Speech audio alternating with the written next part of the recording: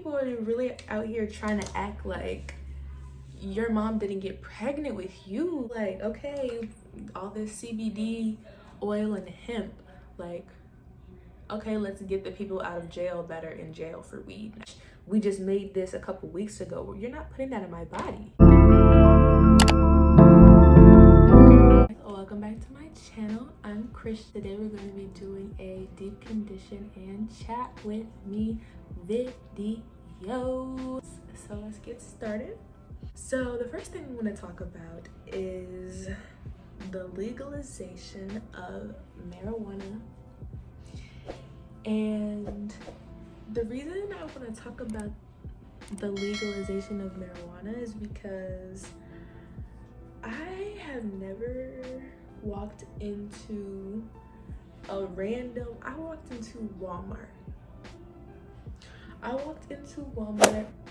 And I'm in the chapstick aisle and I see hemp chapstick. I'm at Target. I see CBD oil. And I'm just like, wow, like I really thought weed was for poor black people. I feel like she smells like patchouli oil. Or weed. Yeah, maybe weed. It's legal in so many states. Why not? It's so legal now. It's so legal. So that's what I think. It's just, yeah, this look isn't working. Okay. Like, when did weed become mainstream? Weed was demonized by everyone. Like, that was like the thing that black people do. Cannabis is medicine, and if we can have that conversation first, educating people, then that really helps to inform people, and then they can start really dismantling all of the other things. We knew we couldn't make it illegal to be against black people or the war, so we got the public to associate hippies with marijuana and blacks with heroin, and then criminalize both neighborhoods heavily. We could disrupt these communities. We could arrest their leaders, raid their homes, break up their meetings, and vilify them night after night on the evening news. Did we know we were lying about the drugs? Of course we did. So he admits that Nixon was the beginning of the real war on drugs in 1970s to try to boost what was even considered a pacifist drug by people who were smoking it during the Vietnam War. And now it's like the cool thing, like, oh, I have a dispensary. I don't mind it. I don't mind if you're using it recreationally.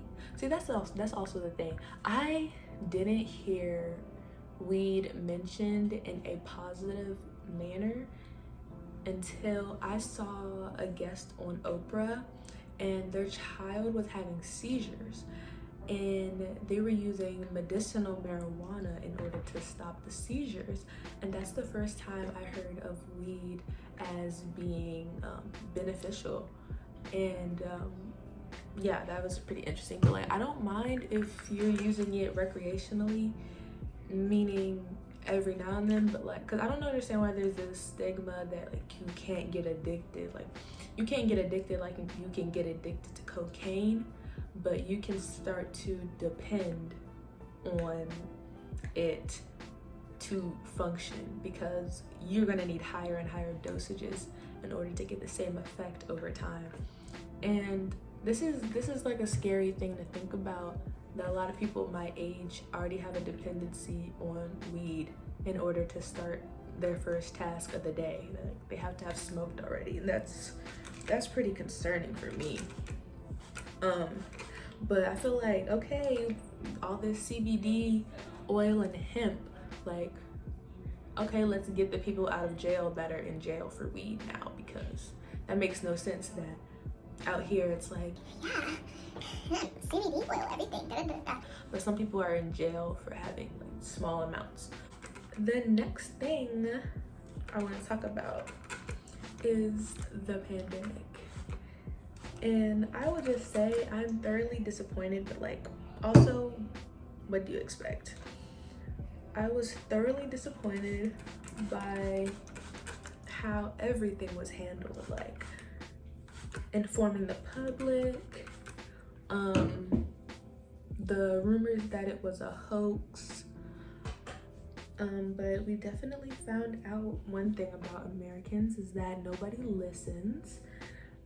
I have seen so many people walking around. I've seen like 3 people today, 4 people today without a mask on.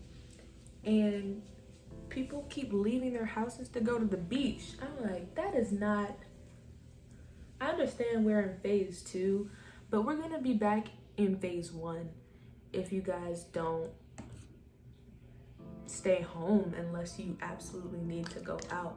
Because I feel like where they messed up is they told everybody, okay, we're in phase 2, and people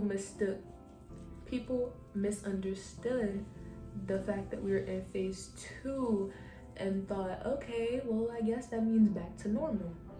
And that's not at all what it meant. It meant that we're making progress. And I don't even think it meant we're making progress. I think it meant we miss you guys spending money. We need you guys back outside. These colleges, they need the students back because college is a business, and I feel like that's honestly what happened. I don't think it had anything to do with the virus being under control. It had more to do with they realized how much the US citizens actually contribute to the workforce. And I know they were sad that the middle class was all sitting at home, the ones they depend on, sitting at home collecting their stimulus check. Hot mess express. I hope that whoever's president next, not the current president, actually has their stuff together and has plans for things like this so that nobody is scrambling and everybody was kind of like making the rules as they went. Very unorganized, very, very unorganized. And that whole week that everything was like being called a hoax could have saved so many lives if it was taken seriously, and that's the disappointing part to me. I saw this post and it was like, if you don't accept the vaccine, you have to go to jail. Put me in jail then, because how are you gonna tell me I'm forced to put foreign objects and liquids into my body? Like, that doesn't make sense. I don't even like normal vaccines. They really rub me the wrong way. And you're not gonna put this beta, test this on animals. You guys are our first test batch. We just made this a couple weeks ago. You're not putting that in my body. Messed up. I would not be doing that. So y'all have to figure something out. You're telling me I have to put, so that's why I'm like, okay, what are y'all injecting? Or what are y'all trying to inject in us? Because you're trying to tell me to put something in my body and I have to? So that might be a little bit more than the vaccine in that. There might be some stuff in there. WAP. And I could honestly talk about this for so long. I think it's so sad that women have to act like they're not sexual beings. Let me tell you this much. If women didn't enjoy sex, the world would not be being populated as consistently as it has been being populated. I'm telling you, people would not be populating the earth if they didn't enjoy sex, or if they didn't want to have a child, and the process of having a child is sex. So I'm gonna need y'all to stop acting like your mom didn't get pregnant with you, like this is such a shock. Cardi is a mother. We know what she did to get culture. But y'all wasn't saying anything when Lil Wayne said, I love to lick the middle like a lollipop. So I don't want to hear all this backlash about Cardi and Megan. Because my thing about it is nobody's forcing you to sleep with them.